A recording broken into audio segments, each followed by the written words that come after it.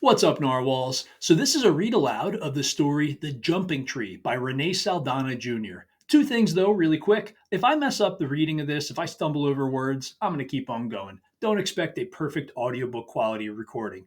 Secondly, there's some Spanish words in here. I looked up the pronunciation. I took Spanish 1, but I'm going to mess it up. If you're a native Spanish speaker and you can hear me messing up these pronunciations, feel completely free to giggle at me. All right, let's get started with the story. I was starting to feel an empty nervousness in my stomach. Not only was I about to start school at Nellie Schnunier Junior High, but I hadn't done much to get the older kids' respect this summer. My cousin Jorge, who was a full 2 years older, was visiting from Mier across the border. This didn't happen too often because we visited my family in Mexico 2 or 3 weekends out of the month.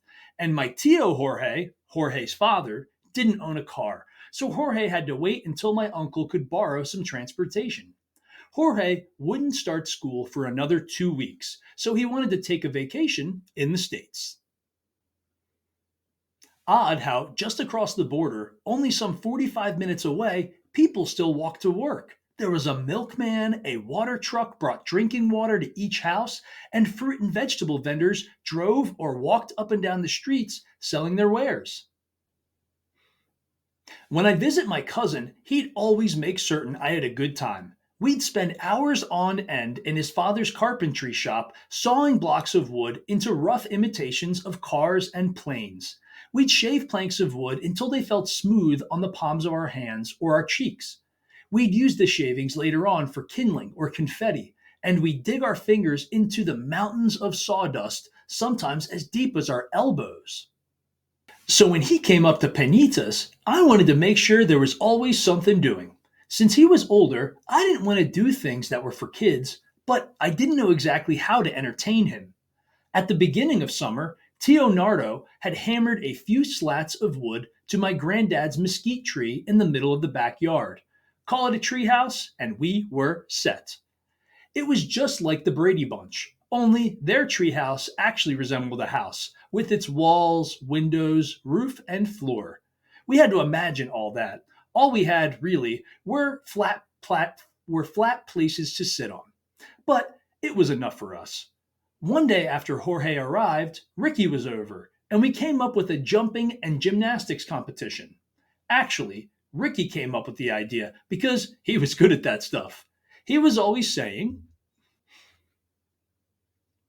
he was always saying, "Look at this!" And he'd tumble, pop a cartwheel, flip backwards, or walk on his hands. Once he even walked across the top of a fence like a tightrope walker. Its sharp points didn't seem to bother him. Ricky explained the rules as we stood under the mammoth mesquite. Okay, we're going to climb the tree and start from there. He pointed to the slat where I normally sat. Then jump down to that branch there and grab hold. His finger slid across the sky from the branch to the plank that stretched out below. Easy enough. Then, whoever can do the best trick is the winner and king of the world. What do you mean by trick? Asked Jorge. Flips, swinging back and forth, then letting go, seeing who can land the fanciest. All this time, all this time, I'm thinking, okay, jump, grab, let go, and I pray I land standing. No fancy schmancy stuff for me, just do the thing. But Jorge was the oldest of us and the strongest. Ricky was the gymnast, and I was the youngest and the smallest, the one who had something to prove to these guys. I had to go through with this deal. I had to prove that I could belong to this group, could be a man. Orale, pues, said Jorge. Let's climb up. And so we did. Hand over hand, foot over foot, until we all reached the top and we sidled to the edge of the jumping place. When I saw how far the branch was from this spot, then how far down the ground was from that branch, I decided to do the minimum, jump and release. After all, I was only in the summer after my fifth grade year. What could they expect? Jorge went first. Ricky and I stood back watching. My Mexican jumping bean heart was making it hard to concentrate on the task at hand. Even at this age, I knew that people could learn a lot from their body's reactions to a situation. Hand over open fire, burns. Remove hand immediately. Hunger pangs, eat. Heart grasping at the sides of throat, fighting to get out alongside that morning's breakfast, don't jump. But I am Mexican. I could not strike that, would not back down. I would do the deed. It was a question of manhood. Macho o mujerenga pues macho, which means manly or weak and cowardly, choose manly. Jorge screamed, "Aye!" and jumped. He swung like a trapeze artist at the Circus Vargas. I whistled. Then I took one step closer to having to jump. Ricky stepped in. "We'll see you down there, Primo," he said. "Yeah, down there." I forced a smile. He jumped, and it was like he and the branch were one. The rough bark of the mesquite melted into a smooth bar in his hands. He swung forward, let go, twisted, caught the bar again, swung toward me, flipped, all while holding onto the branch, released, flipped in the air once, and stuck the landing. A perfect 10, even from the Russian judge. I was next. "Orale! Jump!" It sounded like an echo. They were so far away. I glanced down at them. A big mistake. My stomach was a better jumper than I because it was already flipping and turning. But I was at the edge of the board. I'd made a contract with myself, for my sake, signed in blood. I began to rock back and forth, back and forth, back and forth, trying for courage. The time had come. It was my destiny to fly, to live on the very edge of life, a life James Bond would be jealous of. So I dug my toes into my tennis shoes, took a deep breath, thought closing my eyes, stretched out my arms, and did it.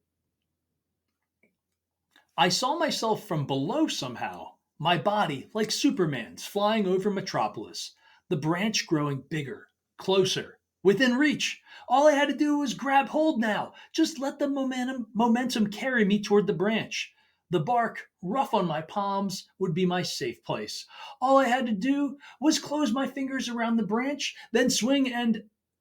But my chubby, soon to be sixth grade fingers failed me. I felt the branch slipping from my fingers, and so, like Superman confronted by kryptonite, I fell. As the ground came closer, I tried to remember my PE coach's exact advice on how to fall. Had he told his little bunch of munchkins to roll onto our backs? Or to put out our arms and hands? I had only a split second to make up my mind. I stretched out my arms to break my fall. What broke was my left wrist. When I rolled over and looked at the sky, I knew I had failed. Or so I thought. When I returned from the doctor's that evening, arm encased in a cast, my cousins couldn't stop talking about it. "Y que, padre?" they said, caressing my cast. "A cast, Ray? You know," said Jorge, "that's the best. It's better than a scar." "I wish I had one. How does it feel?" It was my badge of courage, and it couldn't have come at a better time. I just knew the guys at school would look at my cast and wonder how I busted my arm. Had I fought a gang? Had I fallen from a motorbike? Or something else just as manly? The girls, too, would be impressed. It was just the break I needed.